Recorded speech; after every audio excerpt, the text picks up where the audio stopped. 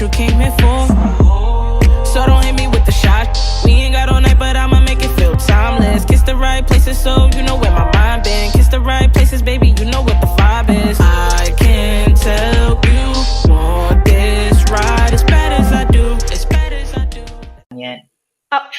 Hi, I am so glad to have you back, Miss Andrea Mona Bowman, hairstylist to the stars, the super duper famous, infamous, well, not infamous, that sounds mean, okay. But she's definitely one of those women that if you're following your Instagram account, then we know that you have been super busy and involved in some of the top movies and TV shows that everybody has been streaming or talking about. So tell us what's been going on since the last time we met. It's been a few months. Yeah, because when was that when we did that? It was... I just looked at God. That was what, June? Or was it May or June? They all blur together. And I know, I'm just right? looking at it, but my phone's on airplane mode, so if I pull it up, it'll be wrong. Oh, like, no. But yes, but since then I've went back into the film world, and I've done two shows and a major photo shoot since then, since COVID had hit and trying to follow back into the guidelines to get back to work. I've been on fire as far as calls have been concerned. I've been offered some major stuff. It's like everybody's ready to get back to shooting because of the protocols that they've put in place has been working, to a certain degree, because there's so much going on with it. But I just think that when people are compliant, it's a lot better, because the couple that I did work on, even one was a non-union situation. It worked, it worked out in our favor. We was only there 3 weeks in Shreveport, in my hometown. I was able to go home and do a show. I was excited about that because I could see my mom and my family. But the new protocols that the union and stuff and what they agreed across the board it's really working. It was a lot because I had to get tested 3 times a week. Let's speak about that. What were the big differences from pre-COVID to COVID? Because I remember when we had our conversation before, it was like, you're not gonna be able to allow to talk in the makeup trailer. Like, it's gonna be no transmission, aerosol. Like, there was a lot of concerns there. And I know I've been really scared about going on the set because of that main factor of the idea that I would have to be without my mask or PPE on while performing. So shed some light. Erase some of those fears so people can get back to work and start doing what they love again. Yeah, well, what the shows that we were on for in local 798 out of New York is my union, and they have really worked hard trying to make sure we come up with like some mandates that they're even making mandatory for any type of set that we work on, even if it's non-union or whatever. And we test 3 times a week on the show that I was on, but I do know some hairstylists and makeup artists that are on shows that are mandating 5 days a week. And they're putting us in what you call the bubble, which is where you're at home and you try to limit your outings much as you can. People coming to visit you, people interacting with people less as possible. And there are situations where they're buying hotels and they're keeping people in the hotel in itself. Because I know a show, a friend of mine, she's doing background casting. And she was like, Mona, you and your sons want to come and you're not working. Come over and we're going to have you quarantined. I was like, yeah, girl, no, I'm trying to stay from everybody until my next job. I'm good. I was like, nah, I don't want to put myself in, in that situation as much as I, if I can help it. Yeah, try to stay focused. About that. What is the rules and regulations as far as like how early in advance do they give you notification that you need to start testing or quarantining, and what is that process like? Yeah, it varies from show to show, because like the show that I just finished is called Cop Shop. It's a Gerard Butler and Frank Grillo film, and exciting. They were requiring us to do 2 weeks, then a week, and then we actually come in into our bubble. And they tested us twice that first 2 weeks, then 3 times. And then once we started shooting, we just was on a regular Monday, Wednesday, and Friday testing schedule. And we would get our testing. We had our own email stuff, so you get your own results, but they would always do a follow up as well. They supplied all our PPE. They were mandating us inside of the trailer. We had to have our mask, our shields on, our capes, you know, and we decided to use disposable everything.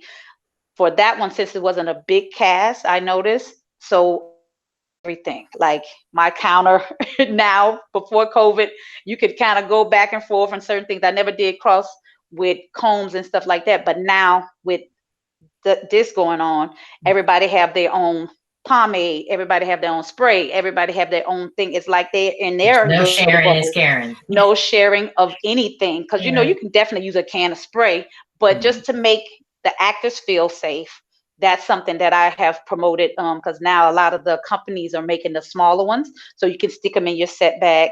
But I would get I found this collapsible box, so I would, those that are not working, I would have theirs once they come up to set, because what I noticed too, they're trying to limit as many actors in scenes as they can, if they don't have to have them there. Because even with us, they even use dummies. I had to lay hair and actually full on wigs, make them look like the actors, because they got shot.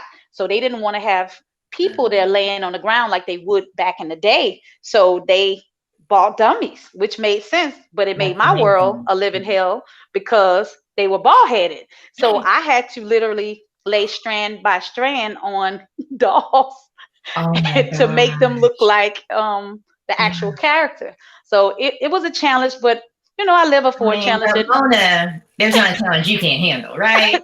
That part.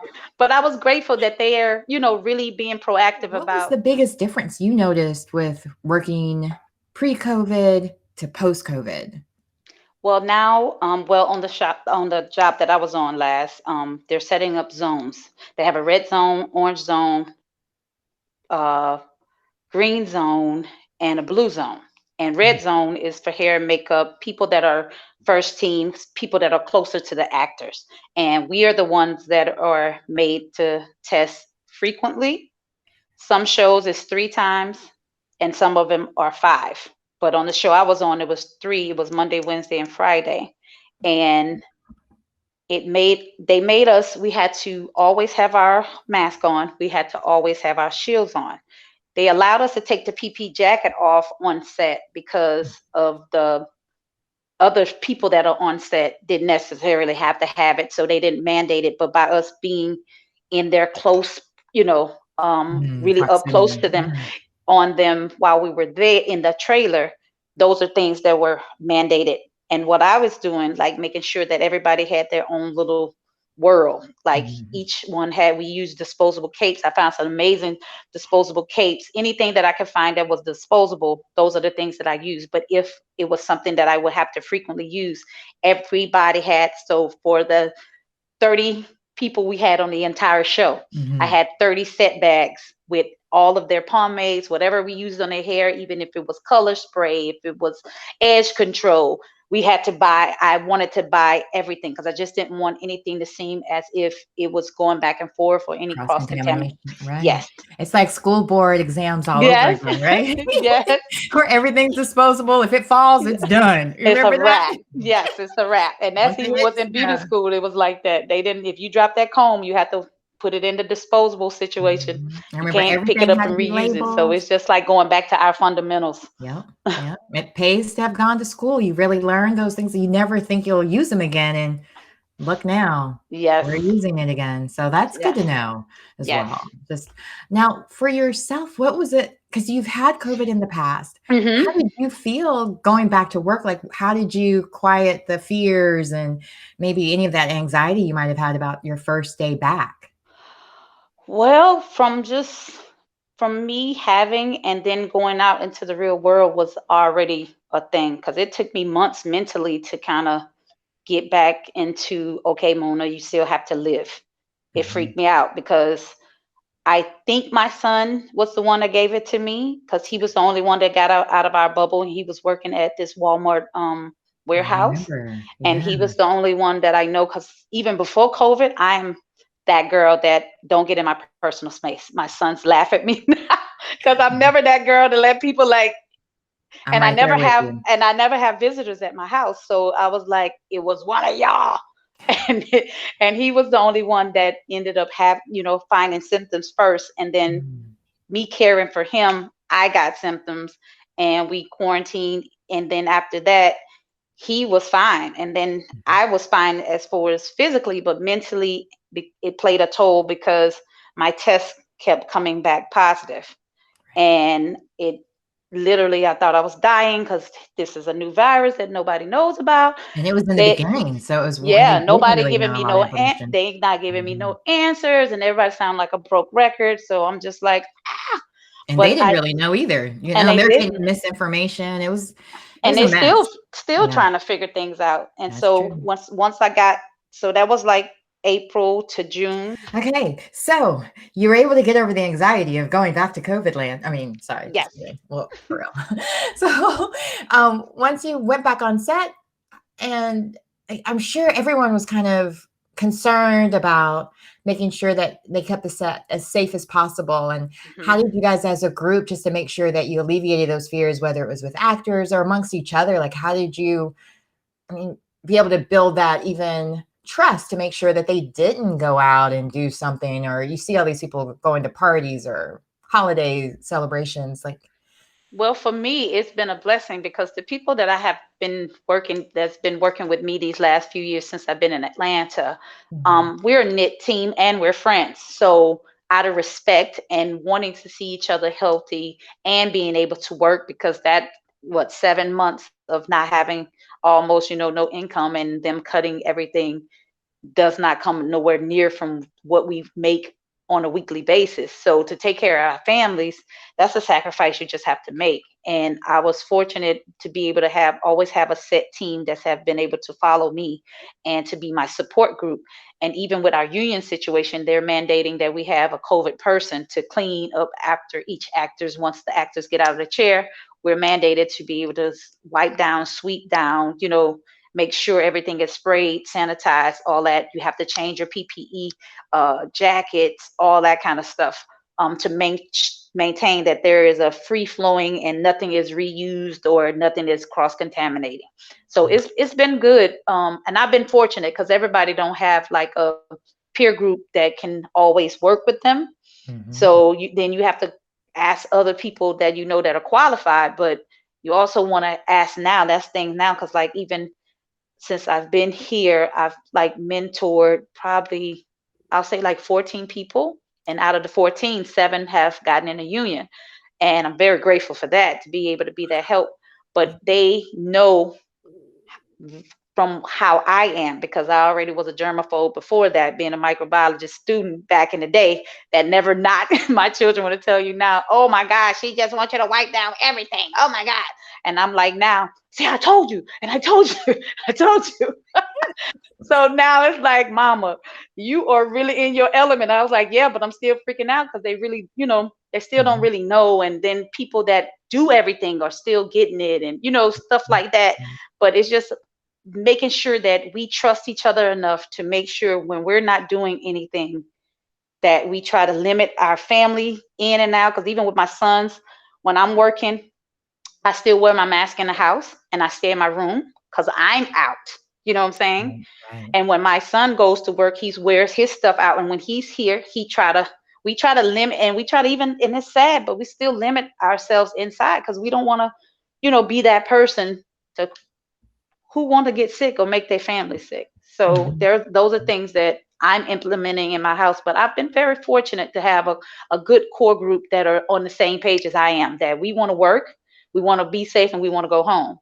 And I'm so glad you mentioned that. No, I'm so glad you mentioned that, because a lot of times when people post on Instagram, Facebook, or whatever, I'm always like, oh, where's their mask? Where's their mask? Because I've been inside.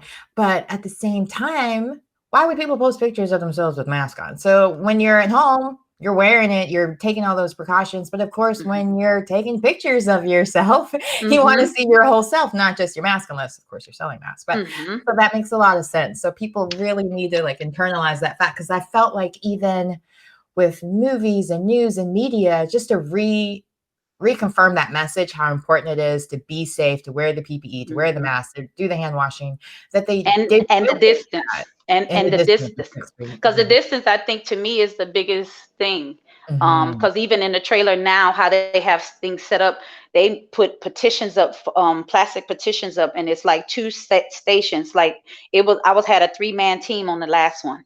My next one, I should have a 4-man team. So they got a huge trailer, because now they separate hair and makeup as well. We're not together anymore. Because they try to, we're not together no more. Yeah, because what they're trying to do is, if I have 3 people in my trailer, we try to let that actor have its space in that little bubble, that actor have his space in that little bubble, that actor. And so nobody else can come in until yours is out. You've cleaned the area, and then you can escort somebody in. And when they come in, they have to sanitize and all that as well. And then the shift happens. Okay. So yeah, it's major now. But even though I kind of like the separation, I'm not going to tell a tale, because sometimes hair and makeup run into some issues as far as products concerned. Because like for me, that's what I said, for me, it's because like they use airbrush machines and all that, and I already have sinus issues from doing hair for all these years, from all the hairspray and all that. So it was an easy thing, because the young lady that we had, she was doing special effects and regular makeup on the last show. So that trailer was reeking of yes, and I was just like, oh, I'm so glad I'm not in this trailer.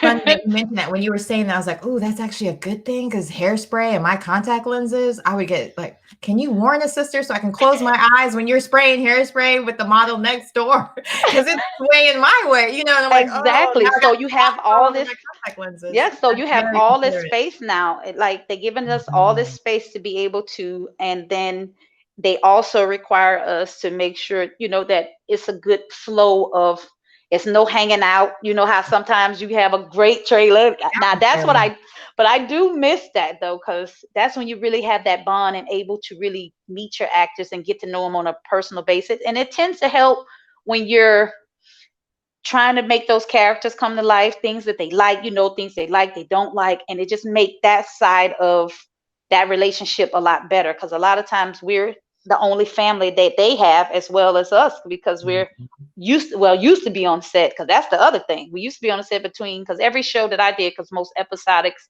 keep you between 14 and 19, and I was 19 almost every show.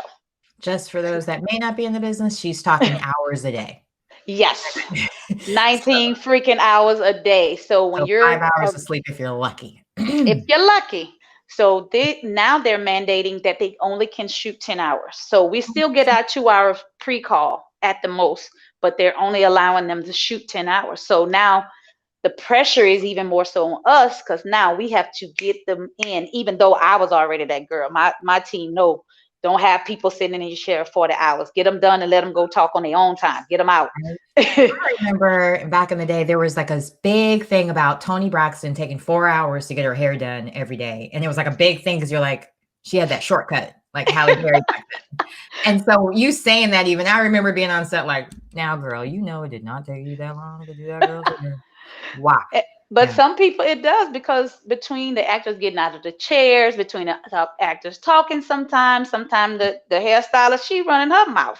So it's a whole thing sometimes, because I know my team, they know as soon as that actor sit down, I hit a mental button. Boop. It's ticking. Right. You're going to have a certain amount of time, because I was taught old school, because I've been in 13 years, but I was taught by some old school legends, and I'm so grateful for that, because they were the one, they were making sure that I learned those old school fundamentals about timing, making sure your actors are taken care of, making sure that you give them that sense of loyalty and commitment to be able to create their character as well, knowing how to be quiet, knowing how to talk, knowing how to, operate in that realm. And I'm grateful for it, because now I can teach the younger ones that are coming in new the same stuff. So it matters. I'm sure that's very important, because they had to do it back when there was film, and that was like $30,000 a second or a minute. I can't remember the breakdown right now, but it was now a lot. In digital, that's not the case. It's a lot cheaper, but it's still, now that we're having to be in such a time crunch, those fundamentals really pay off now, because you have those bases. So that's great that you're sharing. And speaking of sharing, I would have to bring up the fact that since we last spoke, a certain person was nominated again for an Emmy Award. How did you feel when you found out? Oh my God, it is amazing. I'm grateful. God is amazing. That's all I can say. That's all I can say. I'm just ready to be able to Country, which was a great show. I would like to be able to take one home. Oh, wait. Look, they didn't get to see the full view. Let me get the full view. Do that again. Look, I want to be able to bring one home. And I love this is your second nomination. I'm excited about being able to bring one home. But I love the nominations as well, because the thing of it is, most people don't even get a nomination, and they are on a level where they should be. But it's just a matter of, like you say, time. Right. And just having opportunities to even work, and then work in a field and work on some amazing stuff. I've been really fortunate, because even with how Watchmen just floored them, and then this summer, Lovecraft took everybody by storm. Even though I knew it, and you were selling it hard during. I was telling everybody, but they was like, Lovecraft Country.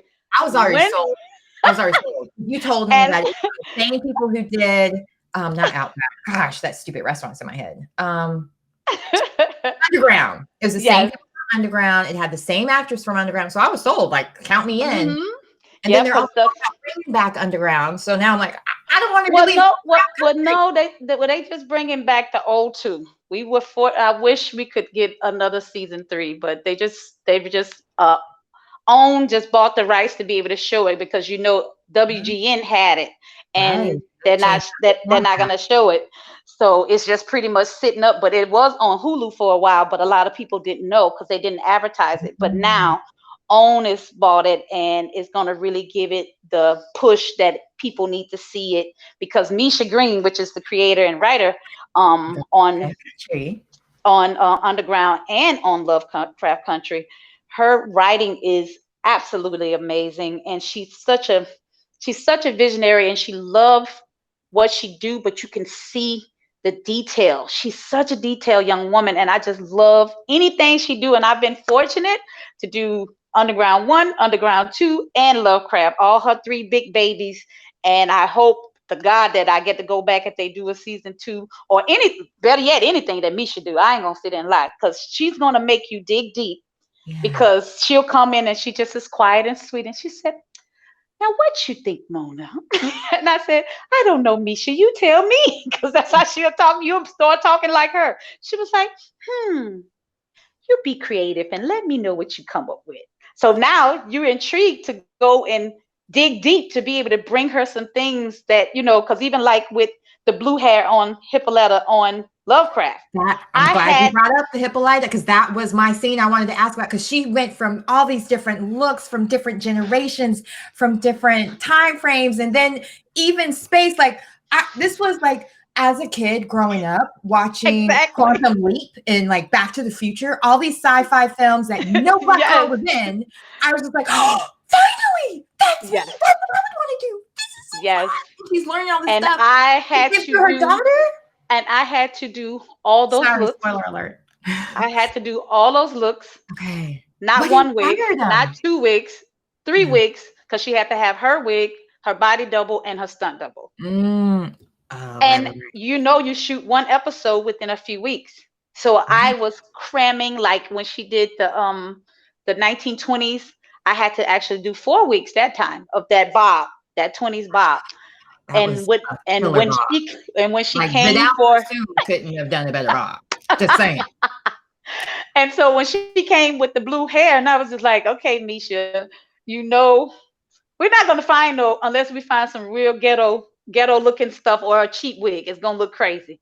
And she was like, Mona, she pat me on her back. She said, Mona, I trust you. I know you're gonna come up with something. And I'm sitting there like, I love it. The reverse. No. I said, no, you tell me. Y'all got to give me more. And so when I went to the store and I found several shades, because how many shades of blue? There's a lot of shades of blue. I mean, and so I had to pick all these shades of blue to figure out which dynamic she wants to go in. So I got my department head, Brian, and we sitting there looking like, And he was like, I think she'll like that one. I was like, I might think she like this one. And I was like, you know what? Y'all pick. I'm just going to do what y'all say. Because at this point, I didn't went and found 17,000 blues. My head hurt. So what I ended up doing when she gave me the variation of why she wanted it, because she wanted it to read really when she got electrocuted in that second scene when they was going to the house, and she wanted it to read, and then it made sense to me to go with more of an electric blue. And that's what I went. And I actually had to mix it. I had to do a ratio of this because we ended up finding a white wig, and there was a human hair wig, and then I had to dye all of them. I had to color all of them. So it was a lot of work that doing episodics, but it was so much fun on that one because, like you said, she went to space. She was an African queen. She went from her everyday I'm mad housewife look all the way up until, to her being in space. It was just amazing. But to keep it in that time frame, because if you notice the hairstyle that I picked for that one, it was a 60s, because I wanted to look like it was futuristic, but yet still period. Yeah, it reminded me of like Jane Fonda had the ballerina. I don't even remember, like Barbara. I don't know. It was like a roller skating movie that somehow came on like 3:00 in the morning one night, and I was like, I don't know what this is, but I'm gonna keep watching because this is some weird 60s stuff, and I'm into it. And that's what it reminded me of too, of that same, like, I don't know. I don't even know how to describe it, but it was beautiful and it was just amazing. And I felt like so many women were just like, oh my God, that episode just from Ingenue Ellis, just being the amazing woman that she is and how she draw you into every role that she play. I don't care if it's this big or if it's this big. She's going to always bring you, you're going to notice her. And to have this spotlight on her going through this character's whole breakdown of trying to find herself and coming to this new person and then going into space. And then all of a sudden she just come back and she was like, what y'all talking about? I was like, if this ain't Black girl magic for real as a mama, because that sounds like me. I mean, but you had so many scenes like that in a way where they would get blood splattered all over them or running in humid conditions and their hair would stay. Like, I was like, God. Girl, do you know how much we worked on that show? Girl, that show almost killed me. I'm not gonna even lie. I worked so hard on that show. My team worked so hard on that show to try to maintain, because Atlanta humidity is gangster just like Louisiana. But I'm grateful that I have that background. I'm not gonna lie, because I remember my first film was The Great Debaters, and all the people was from LA, and they come in there and they was like, how do y'all live here? How do you keep the hair? What is this? I'm like, girl, let me show you. Let me put a little this and this. I said, you have to use product down here, or if you don't, that hair gonna whoop you.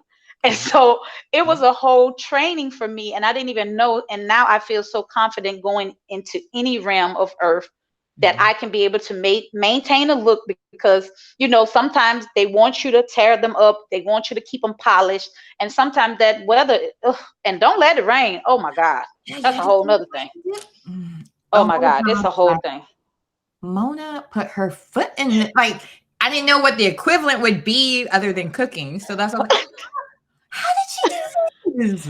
Girl, we was some and just like that African wig, I literally had to put all those braids was hand placed in there, and I had to do 3 of those wigs. There it is. You did amazing things. We're so excited for season 2. I do believe it did already get picked up, or have you guys not heard yet? Not yet. I haven't heard anything yet, and if it comes out, I'll hear when y'all hear it. But as of now, I haven't heard anything. But I know everybody is sitting and waiting and praying, because I am too, because I can only imagine where Misha is going to take this thing next. Oh my God, her and those group of writers that they had involved. And it was such a heavy show, but we were a big family, and you could tell we all had the same, attitude about making sure that everything is done on a level that when y'all seen it, it was like, wow, oh, wow. Because I always wanted to see a Black sci-fi situation. So it was cute. I was so happy when I heard what it was and who wrote it. I was just like, oh God, I want this. And then I had 2 opportunities between 2 guys that I was definitely going to work on it. So I said it was just meant for me to be a part of it. And I'm glad I was. Well, this is exciting because although we're filming this before Respect has come out, this will air after Respect has come out. Well, no, because they push Respect. No way. Respect is not coming out now until August of 2021. Yeah. I did not know that. New information. Yeah. Yep. They pushed August. They pushed it, and because they're trying to get it in films, so they want us to be able to have that experience in the theaters. So they're trying to wait as much. That's my conclusion. I think they're trying to wait as long as they can to try to see if they're going to be an avenue where people can actually see it, because they pushed it from Christmas, because it's supposed to be in August. Then it went to Christmas, went from Christmas to February, now February to August. Okay. But when y'all see that thing, whatever it is, when y'all see that thing, see, I was so hopeful you could like give me some tidbits since it technically would have been out, but guess not. Not yet. I'll get in trouble. No. I don't want to get you. That's why I was like, nope, no way. I don't want to get in trouble. But it's definitely that kind of trouble. Yeah, but it's definitely going to be one that is going to be talked about, just like Lovecraft was talked about. Respect will be talked about because everybody had, and Jennifer, oh my God, she literally embodied Aretha because I was always a fan growing up because of my mother and my family loved her, but to study, because we did a lot of reenactments on it. So we had to go and look at actual videos and stuff that they had. But one scene we did, and they posted a picture of her coming down in the congregation. And that was from the documentary that they put on, I think either HBO or if it was Netflix. But we reenacted the looks to the T. But what I loved about it is that Jennifer mannerisms, how she walked, she had to have been literally pouring that stuff in her brain because it was just like clockwork. They say cut and she'll go back to Jennifer. But then when they say action, it was just the little things.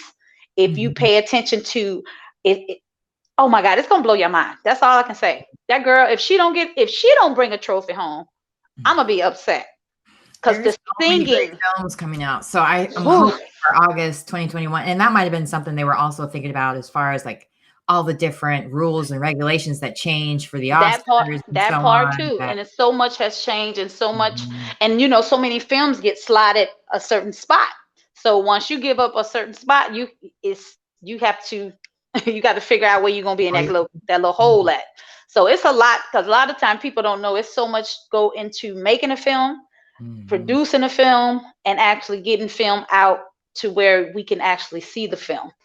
It's a whole procedure. It's a lot. Well, I'm excited for everything that you have going on. You have so much talent in everything you do. Oh, thank you. And inspirational. We'll have to talk off camera to get some of your product recommendations, especially for that humidity before it hits summer. Yes. I'll hook the people up, but they're gonna have to listen and read to find out the answers. Yes. Give them some homework. So, but you mentioned you're also doing Zoom classes. Are any plans for any to come up soon? Or yes, actually, I want to air at a different time, so just in case they know where to go get those from. Because actually, I plan on if you follow me on Instagram, my handle is Andrea Mona B, and on Facebook, I'm Andrea Mona Bowman. I will be trying to do 2 more classes before the new year. I want to give back to any inspiring hairstylists and makeup artists also, because some makeup artists do hair and makeup and hair, and some vintage looks and a couple just basic basic stuff for your hair, especially because it's holiday time, just to try to give little pointers. I'll be doing some videos and stuff, and you can DM me if you're interested, because I will be posting about it. But if you want to DM me, I always answer DMs. I'm not that girl. I try to talk to people because I know people time is just as important as mine. So yeah, so that's what I'll be doing until my next job, because I just got confirmed, but I can't say, and it's major, but I can't say.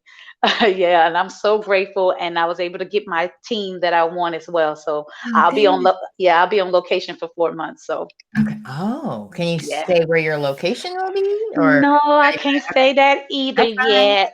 I was hoping for somewhere warm for you.